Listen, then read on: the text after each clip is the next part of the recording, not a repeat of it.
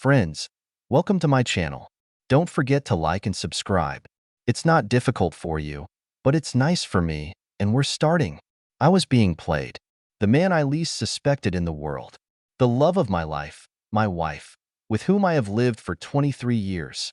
And of course, her lover for the last 4 years. Let's not forget about him. This was just confirmed to me by the fourth participant in our little game for 4, right before I went to the toilet in the restaurant where I was and gave lunch. After that, the world stopped. I must have staggered back to my table because Connie, the fourth person I mentioned, turned up next to me and asked if I was okay. I don't know if I answered her. All I know is that I picked up my shot of tequila, tipped it into myself, and quickly demanded another one from the waitress as she passed by. I remember drinking 3 more shots of tequila after that, but that's it. When I woke up, I was lying on the couch in Connie's apartment, wrapped in a blanket, with a splitting headache. There was a note from Connie on the table next to the sofa, explaining that she hadn't taken me home, but to her place because I had asked her not to take me home. She also said that she did not tell my wife Tracy that I was with her, again because I asked her not to tell Tracy. The note said that Connie had already left to do what she usually does on Saturdays. I picked up the phone from the table. There were 5 calls, all from Tracy. I didn't bother to answer any of the calls. Through the fog in my brain, I slowly put together what happened last night. I watched my wife make love to the third member of our little 4-person game, a guy named Brian, a colleague of my wife's who, along with Connie, made up our little swing band. It's not like I haven't seen them together before. Tracy, Brian, and Connie and I have been doing swing together for about 6 months now. As in the last few months, Connie didn't join us, so the 3 of us stayed: Tracy, Brian, and me. But for some reason last night, I just went to a chair in the corner of the room and watched, and that's when I saw it. They changed their poses and rhythms several times, and all this with the precision of a well-tuned machine. This simply could not happen in 6 months of swing once, maybe twice a week, plus once there was a long weekend. Damn, they were lovers, and apparently it had been going on for some time. I jumped out of my chair intending to hurt someone, but then common sense prevailed. My analytical engineer brain kicked in, and I just grabbed my clothes and left the room. After getting dressed in the bathroom, I found Tracy's cell phone and found Connie's number. Tracy never gave me Connie's number. She always made appointments herself, but I needed to talk to Connie face to face, and I needed to do it now. When 4 million thoughts raced through my brain, I was able to realize that I needed proof of what I was thinking, and if it was true, then I needed a plan. When I left the room, Tracy and Brian did not stop their lovemaking for a second. I'm not sure they even knew I was gone. And yes, it was making love. When swing first started, it was love, pure and simple, but very quickly I noticed that it had become something more, and it made me raise my eyebrows. Assuming I'm right in my assessment now, then love was an act to dispel my suspicions, but they quickly settled in comfortably enough to be themselves. I called Connie, and we agreed to meet at the Skin Bar around 11 o'clock. She said she was going to meet friends at the bar around midnight, but she could talk to me earlier if I was buying. I got to the bar about 5 minutes early. It was definitely not my place, but I knew Connie would be at home here. I'm 45, I look pretty decent, but I'm an ordinary married guy.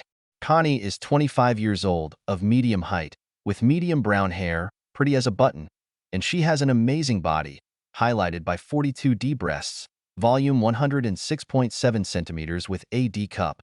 I know because I asked. Most of the guys looked between the ages of 25 and 35 and, judging by the way they were dressed, had a good financial income. It seemed like a great place to have fun, which would probably end with an exciting night in someone's bed. Connie came in at 11 o'clock, looking just as adorable as the last time I saw her, which was about a month ago at my swing house. She was wearing the notorious little black dress, unbuttoned 2 buttons down the front to show off her killer cleavage, and went down only to mid-thigh and showed off her killer legs. I was the lucky one who managed to touch her sometimes. "What's wrong, Freddie?" Connie asked, sitting down at my table. I gave the waitress our drink orders, and then looked at this beautiful young lady sitting so modestly at the table. "How long have Tracy and Brian been lovers?" I asked, skipping the small talk entirely and getting straight to the point. Connie didn't move an eye, just looked straight at me and answered, "At least 3 years. That's how long I've been working at the firm, and they were together when I got there." "And what?" So it wasn't just my imagination. I was silent for a few seconds, lost in thought, when Connie realized why I asked. You had no idea, did you? She said with surprise on her face. And I thought that you finally gave up and now you're performing in a trio with Brian, and you don't need me anymore. Wait a minute. What? I muttered incoherently. You weren't needed? I was distracting you, Freddie. Tracy asked me if I wanted to be part of your four-person swing, mostly to distract you so she could spend more time with Brian. Right under your nose. And my reward for that was the best love I've ever received. Where did you learn to use this magic language? But since Tracy hasn't called in about a month, I figured you and her had finally settled things, and you decided to just have a threesome with Brian. Although I had already guessed half of the story, I was still shocked by what Connie was telling me. It felt like someone was hitting me in the chest, and the second person was turning my guts out from the inside. I quickly ordered a shot of cheap tequila, tipped it down my throat, and then ordered another one. Tracy and I have been married for 23 years, tying the knot shortly after graduating from a small university in the Midwest. We dated for the last 2 years of our studies and almost immediately became exclusive. We settled in a city in the Midwest, and everything went smoothly, mostly well, but sometimes badly. I'm a banker. She's a paralegal. We have a nice house in the suburbs. Sometimes we go on vacation. We have raised a beautiful daughter who is a sophomore at a university in New England. I thought we were going to be together for a long time, until death do us part. When Shelley, our daughter, left for college, we became an empty nest. At first, it was strange that there was no one in the house but us and no need to run to football matches, training, etc. But gradually, we figured out the situation and created a new reality, which included amazing love, about 3 times a week. When it was just us in the house, Tracy felt free and could truly be liberated during love, which she did, becoming more physically active and loud in bed. It only spurred me on, and I raised my level to match her level. Sometimes we'd do it for hours at a time, and after 2 hours of screaming and multiple times when we were done, Tracy would become sluggish like noodles. But just when I thought everything was close to perfect, one Saturday night Tracy came to me at Lazy Boy, climbed on my prostrate body and said 3 words that no man wants to hear. We need to talk. At that moment, my brain stirred, trying to remember what I had done so badly over the years that she wanted to divorce me, so she could knock me down with a feather when she practically whispered in my ear, I want us to be swingers. I'm sure I took a deep, loud breath, then looked at Tracy, and her face turned beet red. Wow, she's serious, I thought to myself. I was speechless, and Tracy decided she'd better fill in the gap. It's not that you're a bad lover, Freddie, or anything like that. It's just that we've been having so much fun in bed lately, and in case you haven't noticed, I seem to be horny all the time, and you seem to be ready to work all the time. And I thought we could add one more person to that. Swing for 4. I think this is what is called shock and awe. At that moment, I couldn't even think straight because of everything that was spinning in my head. In 30 seconds, I went from a divorce scenario to my wife, asking if we could move in with another couple. So many questions. Tracy reached for my crotch with her left hand. She seemed disappointed that I didn't react with instant excitement. I was still in a we need to talk state. It took me a while to come to my senses. Wow, baby. I have to think a little bit. I thought we were doing well, maybe even great. And now you're telling me that you need another man to make love to. What did I do wrong? I asked. You didn't do anything wrong. In fact, you did everything right. But now I want more and more. You can give me more, but it will be the same thing. And I want it to feel something different. Maybe no more. Maybe not better. Although it would be better if you were at least good. It's just different. And don't tell me for a second that, from time to time, you don't come up with a little weird. But you're not going to bring different people here every week, are you? What about us? I mean, one more man and one more woman, as soon as we both agree on a suitable match, she said. It may take some time to find, but I'm not talking about a whole bunch, and certainly not more than one additional one. Who do you take me for? What about us, baby? You and me? I have to tell you that I'm not sure I can handle you being with another man. If we both disagree, it could ruin us. Maybe it can, she replied thoughtfully. We'll just have to keep talking about everything, as we always do, and choose the best people for us. We just have to keep talking. I didn't say no, so apparently Tracy took it as a yes, because 2 days later she sat on top of me again at Lazy Boy, gave me a quick kiss on the lips, and said that on Wednesday night we were inviting Brian and Connie for a drink. Although I don't look as good as Tracy, I try my best to keep fit by going to the gym regularly. So my body is pretty good, with no belly or sagging skin. Yes, I slowed down in the bedroom, so to speak, but I like to think that my attention to detail compensates for this. I think the drink went well. Tracy looked quite animated, and Brian seemed delighted with the arrangement. Connie didn't seem to mind, and I tried my best to appear cheerful. Each of us told a little bit about himself in order to bring the others up to speed a little bit. Tracy was completely in her element. Tracy set our first swing for Saturday night, and we all agreed. Then we wished them good night. Tracy was full of enthusiasm as we gathered glasses and plates of snacks. I was silent, wondering if I could get through this. Finally, as we were climbing the stairs to get ready for bed, she noticed that I still hadn't said anything. "Can you handle this, honey?" she asked me. "We're not going to do this if you're not going to put up with it." I felt completely trapped. I was really uncomfortable, but Tracy was so determined to do it that I knew if I refused, it would crush her. I nodded in agreement. I couldn't say those words. On Thursday, we worked out several general rules, the main one of which was that swing is exclusively love. There should be no relationship. One more rule. We both have to participate in the fun. And finally, no love in our marital bed ever. One of us used the guest room, the other used Shelley's old room. There were a few more minor rules, and we said we might come up with a few more when we get there.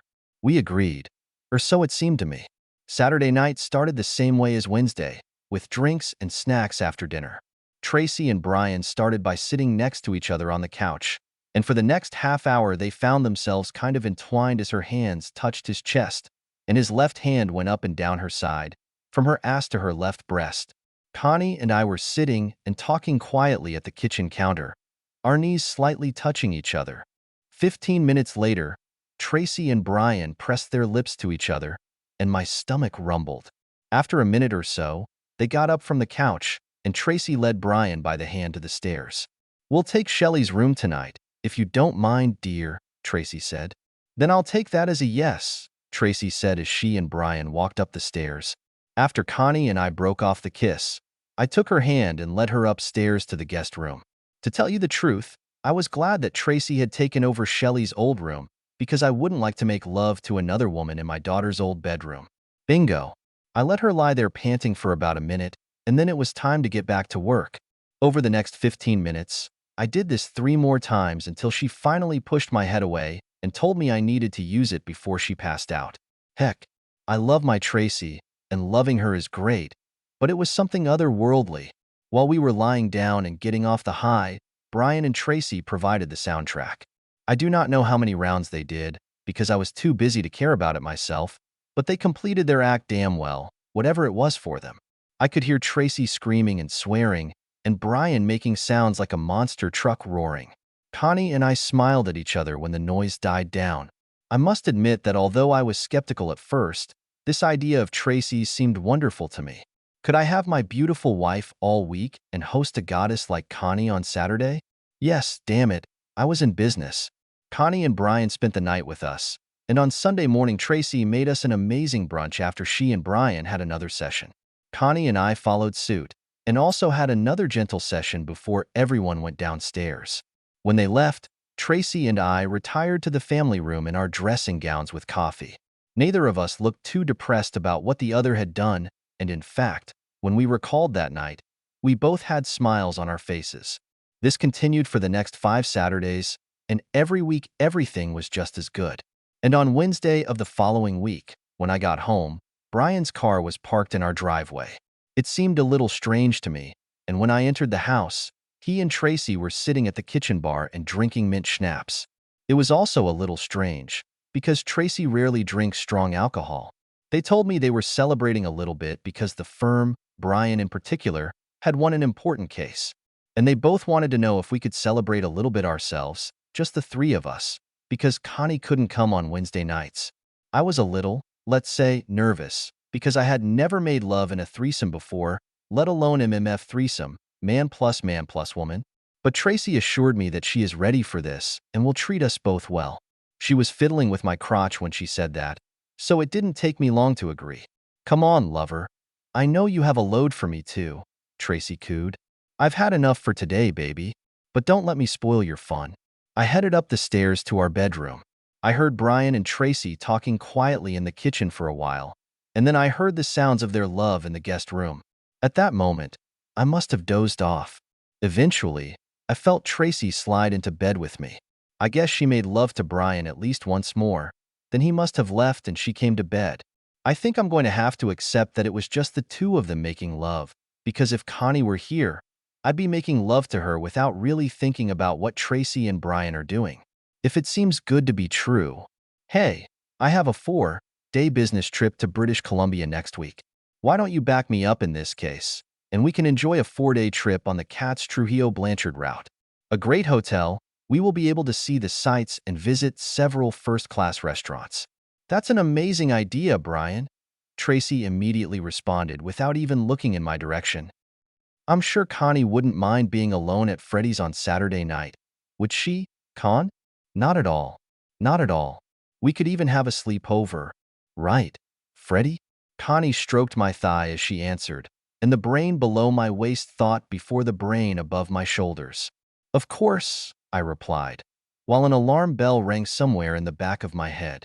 I knew she was breaking the rule that we should both be involved, but she was obviously going to let me break that rule with Connie. So, Brian and Tracy flew to the client's hometown on Thursday, and they had meetings on Thursday, Friday, and half Saturday. They will stay at the law firm for another half day and fly back on Sunday.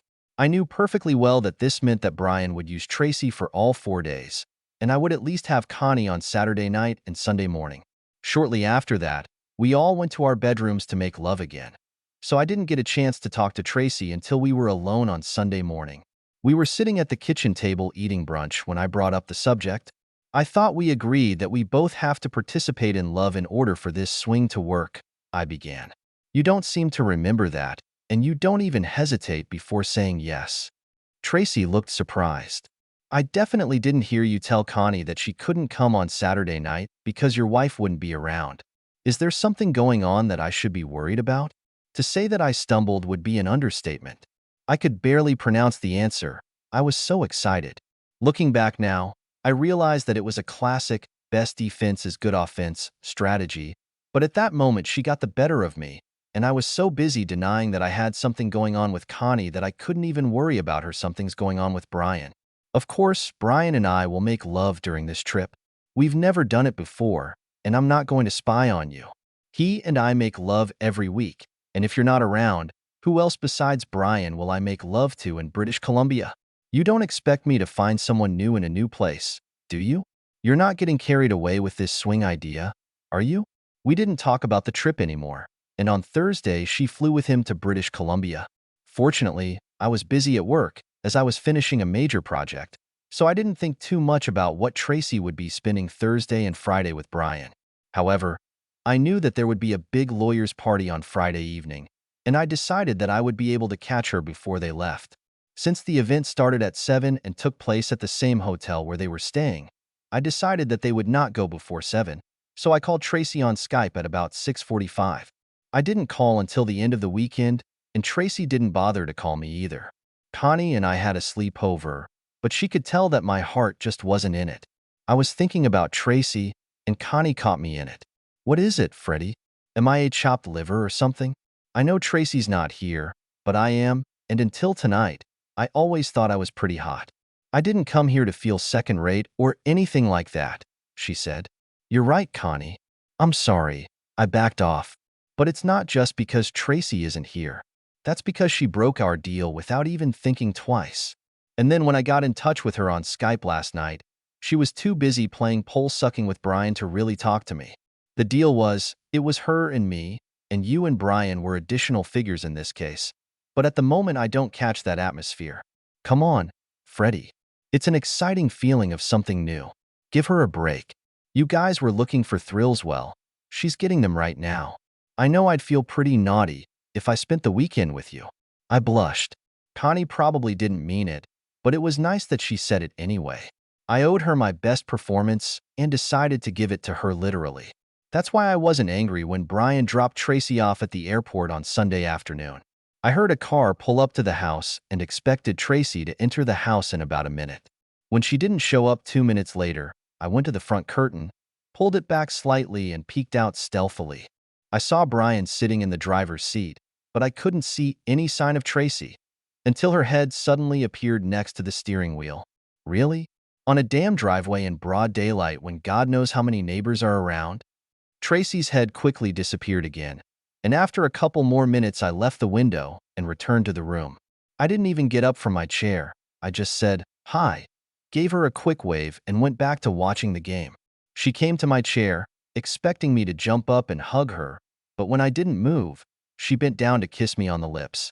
When she was almost at my face, I pulled my head aside, raised my hand in a stopping motion, and said, "Wow, you can regurgitate the liquid over there." Tracy immediately got up from her seat and gave me an offended look. "Really, Tracy? In our damn driveway?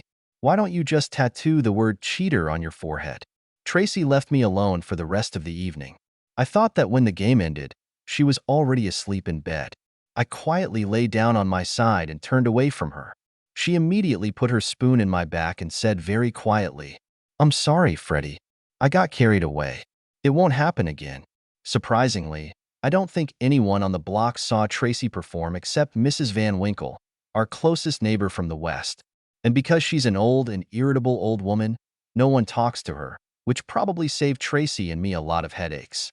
However, she mentioned to me that she had seen this performance, and she did not like that I allowed my wife to do this to another man, especially in the driveway. I told her that I agreed with her and would scold my wife properly. However, after that weekend, the new norm changed again, and now Brian came, about every other Wednesday, to make love with a threesome. Tracy just pretended that it was completely normal and completely ignored my displeasure. I, in turn, made sure that I studied with Tracy first, and then she and Brian finished the evening, and always at least 2, and sometimes 3 times. The only thing that made Wednesday bearable was Saturday. Connie was a goddess, and although I didn't love her, love on a purely physical level was better with her than with Tracy. I could understand how someone could become addicted to something so powerful as to ruin their life. The next month was wonderful. Although I wasn't thrilled with the threesome with Brian, Tracy seemed much more attentive to my feelings, and it seemed to me that we were back in spiritual, so to speak, synchronization. Then Connie couldn't come on Saturday, and soon after that she missed another one. It turned out that her mother, who lives in several cities from here, had health problems. Well, what could I say? Suddenly, our swing turned into a constant threesome, and even twice a week. But if I wasn't too happy about it, then Tracy seemed to revel in getting all the male attention. And that's how I came to see the Tracy and Brian show for what it really was. And then there was a meeting with Connie, where she confirmed that instead of being a swinger, Tracy turned me into a knowledgeable cuckold after years of my ignorance. I loved this woman with all my heart for 23 years, tried to give her everything she could wish for, even agreed to swing and threesome love because she wanted it. And is she doing this to me? Not only did she have an affair, but she also brought a guy into our lives as a regular player. How the two of them must have laughed about it. I'm the fucking idiot of the year. By the time Connie returned to my table that evening, I was barely on my feet, but I had worked out my plan. The next thing I remember, I woke up on Connie's couch. When I finally dragged my ass through the door around 10 a.m. on Sunday morning, Tracy was furious, and she probably had a right to be. "You could have died in an alley somewhere, asshole." She screamed at me. "You slip away from us, and then you don't answer the phone for hours. If you didn't look like a bag of shit, I'd think you were secretly dating another woman. But you look so bad that no decent woman would agree to you."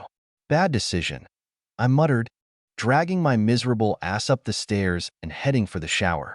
She didn't say a word to me for the rest of the day, which was very good, because I had a hangover the size of a mountain and I needed silence and the space to think about your plan with a sober head and understand whether it corresponds to reality. 2 Saturdays later, the 3 of us were relaxing in the kitchen after the first round. I pretended to be very tired, but I still came up with the idea of taking a pizza to take away. Tracy asked why we didn't just order the delivery, but I noticed that it would be half an hour faster. I asked if one of them could go get an order, since I was so tired, and Brian, like a gallant bastard, quickly suggested, but not without noticing that maybe the extra rest would allow me to do it for the second time that evening. Ugh. Squelching leftovers from my wife. I don't think so.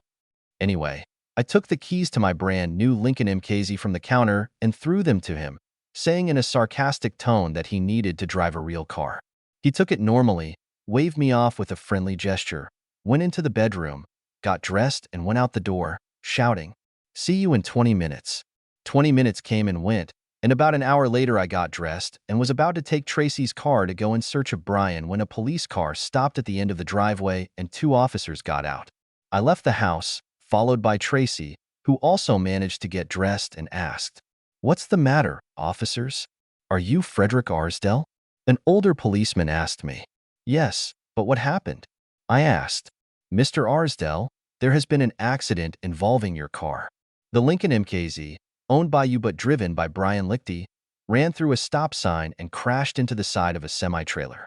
The driver was immediately killed by the impact. Tracy fell like a stone, losing consciousness. I rushed to her, picked her up in my arms and carried her into the house, and the police followed her. I put her on the couch in the living room and started on cold washcloths. The police offered to call an ambulance, but I refused, thinking that Tracy had fainted from shock. I managed to bring her to her senses in about a minute, and at that moment she began to sob uncontrollably. I turned to the officers and said that Brian was a close friend of ours, and he and Tracy had worked together for many years and were very close. I explained to them that I had given Brian the car keys so he could pick up the pizza. They quickly thanked me for my help, said they would contact me if they needed me, and that was it. Tracy was completely overwhelmed by the events of the evening, and I can't say I blame her. 90 minutes ago, she was making love to this guy with wild passion. I don't think Tracy slept all night, so I didn't sleep either. Basically, I hugged her while she was crying. I didn't shed a tear, but Tracy was so shocked that she didn't even seem to notice. The police called around noon and asked if they could come. I agreed, and by 1 o'clock they arrived in a small van, an officer and 2 guys from their small forensics department. They asked if I would mind if they searched the house, explaining that this was standard procedure as it was the last place Brian was before he died. I wasn't sure I believed it, but I let them search the house anyway. I don't believe in coincidences, so I wasn't surprised that when they started searching the garage, they immediately found something. It turned out that there was a decent-sized puddle of brake fluid on the floor of the garage where my car was parked. After asking me if I had a brake fluid leak that I knew about, they collected some red fluid into a small labeled container. Then they looked into my toolbox and took out a 6-inch magazine knife. After that, the rest of the search was almost trivial. At that moment, I realized what their suspicions were. Life goes on, at least for most of us, so 2 weeks later, when I was having my second cup of coffee on Monday, the police called. It looked like they were going to arrest Tracy at her office, and out of politeness to me, Detective Stavros asked them to call me and tell me that they would be at the police station in about 30 minutes, and that I was prepared for the worst. He said she was accused of murdering Brian Lichty. I hurried to the police station and actually got there before Tracy and the cops. She looked completely confused when 2 officers and Stavros brought her in handcuffs. I approached Stavros as he headed for his desk, and the officers forced Tracy to sit on a chair a little to the side. Murder? Really? Tracy? My voice sounded uncertain. I've been working on this mannerism along the way. Stavros gave me the most condescending look, sighed, and explained. "Mr. Arsdell, it looks like your beautiful wife tried to kill you, but instead killed her lover. She cut your brake hose. You should have gone for pizza, not Mr. Lichty." "And how do you know she cut the brake hose?" I asked in my most prim, "I can't believe your seriousness" tone. "Because our technicians found a severed brake hose at the scene and found everything else we needed right in your house. A puddle of brake fluid on the floor of your garage, a knife with brake fluid and her fingerprints in your toolbox, and one of her t-shirts with a few drops of brake fluid in your clothes basket. Not to mention a few strands of blonde hair stuck to the bottom of the car, which we're sure will match your wife's DNA when we pick them up at the station." He warmed up my complacency a bit, which made me smile to myself. I wanted to slap him on the shoulder and shout, "Great job," but that would be too obvious, so I just looked down and muttered, "Oh, dear God." Tracy, how could you? Just a minute, I blurted out suddenly, as if the thought had just dawned on me. Did you say lover? Detective, I have to admit that we are swingers, and Tracy and me and Brian and Connie. Stavros interrupted me, looking very smug again. We have been very productive the last 2 weeks. We contacted your wife's employer, got a list of people who work there, and started digging, especially since we couldn't figure out why Mr. Lichty drove your car. It seems that Mr. Lichty and your wife had something going on long before she involved you, and a certain Connie Battaglia in this case. It seems that several of her colleagues suspected and several others, including the aforementioned Ms. Battaglia, knew about the affair, although no one knew about Swing, again except Ms. Battaglia. In fact, your wife's boss was so furious that he said that if Mr. Lichty wasn't already dead, he would have killed him. I'm sorry to bring bad news, Stavros concluded. Tracy, who had listened to all these explanations in shocked silence, became hysterical at that moment. Freddie, Freddi. That's not true. None of this is true. I love you. I would never try to hurt you, she screamed. I looked at Stavros with my saddest face. I don't think you know the name of a bad lawyer, do you? I said in a sad, joking tone. The epilogue. Despite her protest that she didn't cut my brake hose or try to kill me, but actually killed Brian, Tracy was convicted and sentenced to 20 years. I came to court every day and sat in the back without saying a word to anyone. Although I hired a decent lawyer for her, the evidence against her was too strong. I spoke with Tracy only once more, after she was convicted, but before the sentencing. We had a private meeting room, although since she was now a murderer, her hands were handcuffed to the table, and there was a guard outside the room. She was surprised to see me when I came in. I didn't answer her calls while she was in court, I didn't answer her texts, and I certainly never visited her. Damn, I was barely polite to her lawyer. As soon as her surprise disappeared, she began to smile until she realized that I had not come for pleasantries. I didn't even sit down. I just put the divorce papers on the table and told her to sign them when she had a minute. I started to leave. Is that all? 24 years old, and just get out of here? You had my hook, line, and sinker. You stupid fool, I said, almost in a whisper. But that wasn't enough for you. Then you pushed my face into it, forcing me to make love in a threesome. Just tell me one thing. Why? Tracy looked at me with tears in her eyes. It all started just with fun, with harmless flirting. Then it turned into touching, and even though I knew it was wrong when we first made love, it was magical. It was forbidden fruit, and I just couldn't stop once I started. And when I attracted you, it was like stealing candy from a store, like when I was a kid. The thrill was amazing, and combined with the love I was getting, the feeling of power was like a banned substance. I couldn't get enough. But I swear to you, Freddie, by all that's holy, that I never tried to kill you. I do not know where they got all this evidence. I didn't do it. I looked Tracy straight in the eye, giving her probably one last look, because I didn't plan on ever visiting her again. I know, honey. I know.